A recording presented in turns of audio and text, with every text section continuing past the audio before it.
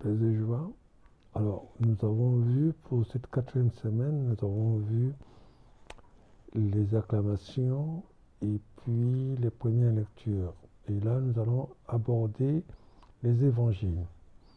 Alors, ce que nous allons noter, c'est que nous allons commencer à voir, l'Église va nous proposer l'évangile de Jean. Justement, dans ce temps de la rédemption, nous allons étudier l'évangile de Jean. Nous avons commencé dès ce lundi, c'était le chapitre 4 de Jean, puis nous avons eu le chapitre 5 et le chapitre 7. Et c'est important de comprendre que toute l'année, l'Église nous propose de lire les 4 évangélistes. Nous avons vu déjà, on en avait parlé une autre fois, mais je fais un petit rappel. Lorsqu'on démarre le temps ordinaire, la première semaine, quelle que soit l'année, la première semaine jusqu'à la semaine 9, l'évangile qui est lu du lundi à samedi, c'est l'évangile de Marc. De la semaine 10 et à la semaine 21, l'évangile qui est lu du lundi au samedi, c'est l'évangile de Matthieu. De la semaine 22 jusqu'à la semaine 34, justement à la fin de l'année liturgique, nous lisons Luc. Donc chaque année, nous lisons ces trois évangélistes, les synoptiques. Mais pendant ce temps de la rédemption, nous allons lire Jean. Alors cette semaine, nous démarrons Jean. Nous avons vu le chapitre 4, une partie du chapitre 4. Puis nous allons voir le chapitre 5, le chapitre 7. Puis la semaine prochaine, nous aurons le chapitre 8. Et puis des parties du chapitre 10. Et à partir de la deuxième semaine de Pâques, nous allons voir le chapitre 3, le chapitre 6, le chapitre 10, et ainsi de suite. Donc nous aurons pratiquement lu tout l'évangile de Jean pendant ce temps de la rédemption. Alors, cette semaine, déjà, nous avons commencé les dimanches. Nous avons vu le chapitre 3 et nous avons eu Jean chapitre 3, verset 14 à 23, où il est dit que Dieu a envoyé son Fils et pour que par lui, le monde soit sauvé. Donc, c'est important de le comprendre. Dieu nous a envoyé, il a tellement aimé le monde qu'il a envoyé son Fils pour que quiconque croit en lui ait la vie en abondance, la vie éternelle. Je crois que c'était le verset 16, 18. Non, c'est le verset 18. Ouais, chapitre 3, verset 18. Ensuite, le lundi, nous avons commencé à aborder le chapitre 4. Enfin, la deuxième partie du chapitre 4, parce que la première partie, de verset 1 à 42, sur la femme samaritaine, on ne l'aborde pas au cours de cette semaine.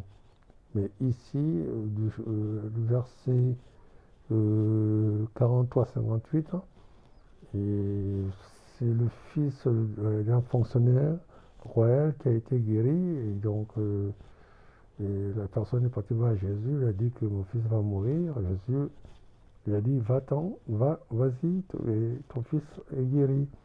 Hein? Donc, quand il est arrivé, il s'est renseigné à quelle heure son fils était guéri. Il s'est rendu compte que c'était à l'heure même où Jésus lui disait que son fils est guéri. Donc, Jésus est venu pour donner la vie. D'ailleurs, nous le verrons dans le chapitre 5, où Jésus dit, comme le Père donne la vie, lui aussi, il donne la vie.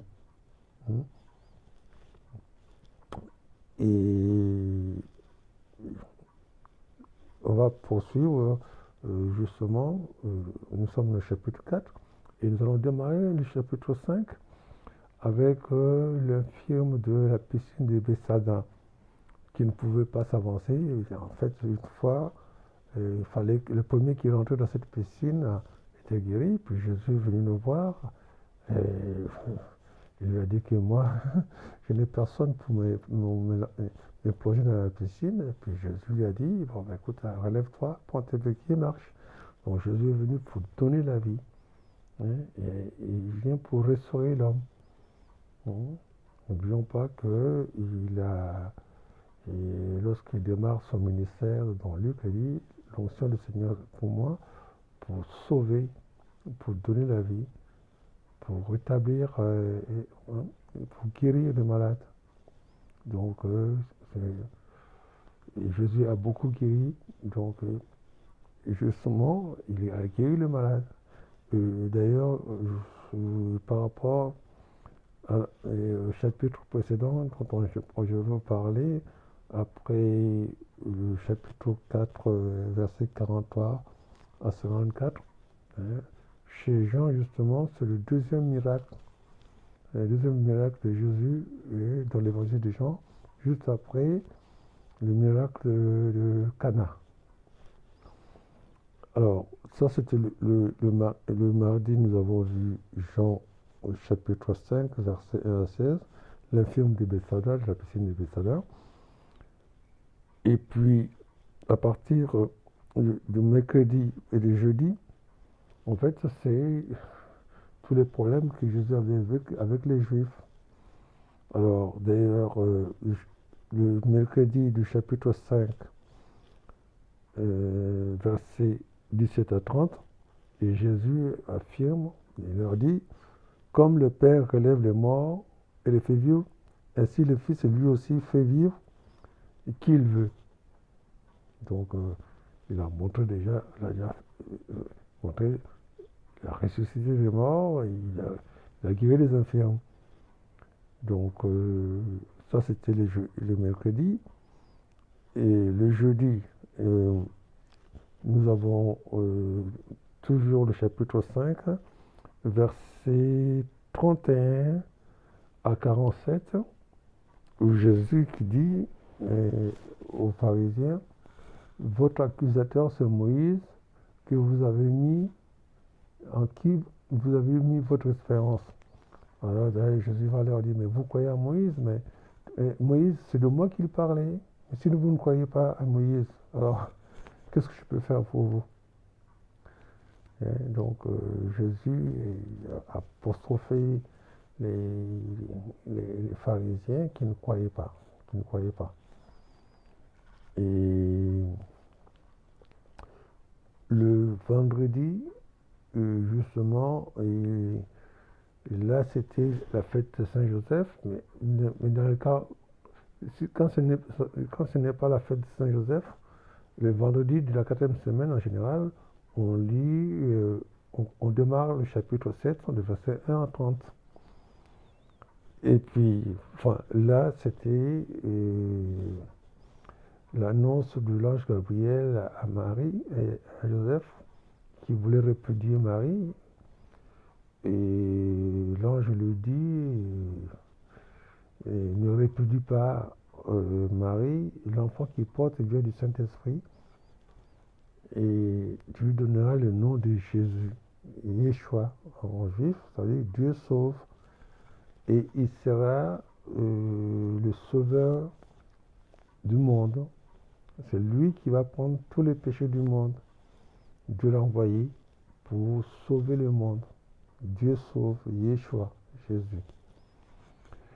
Et enfin, le samedi, nous lisons, on a le chapitre 7 des Jean, versets 40 à 53, où les Juifs demandaient à Jésus, enfin, les responsables Hein, ils ont envoyé des gens pour arrêter Jésus. Ils ont dit, mais non, mais cette personne dit la vérité. Il a dit, mais vous, vous croyez en lui? Et puis d'ailleurs, il y a même Nicodème qui a posé la question. Il dit, mais on n'a pas le droit de juger si on ne l'entend pas. Bon, on fait répéter à, Nicodème, est-ce de Galilée que vient le Christ? Donc le Christ n'est pas venu de Galilée. Donc ne croyez pas au Christ. Et oui, c'est ça. Dieu, le Christ était la lumière, il a fait les œuvres de Dieu, hein, il a pardonné, il a ressuscité, il a guéri, mais non, on n'a pas voulu le croire. Mais nous avons à croire à Jésus, parce qu'il est celui qui sauve, c'est lui qui vient nous réconcilier avec le Père. Il a donné sa vie pour que nous ayons la vie éternelle. Et il dit que quiconque croit en moi a la vie éternelle. Donc voilà notre cheminement. Continuons à avoir notre regard fixé sur le Christ, parce que nous sommes les citoyens d'en haut. Hein? Les citoyens d'en haut, donc regardons le Christ comme le bon larron qui a dit, souviens-toi de moi quand je serai là-haut. Allez, à bientôt pour la joie de Pâques, de la résurrection, où le Seigneur va vaincre la mort. Que son nom soit béni. Amen, amen, amen. Et à bientôt.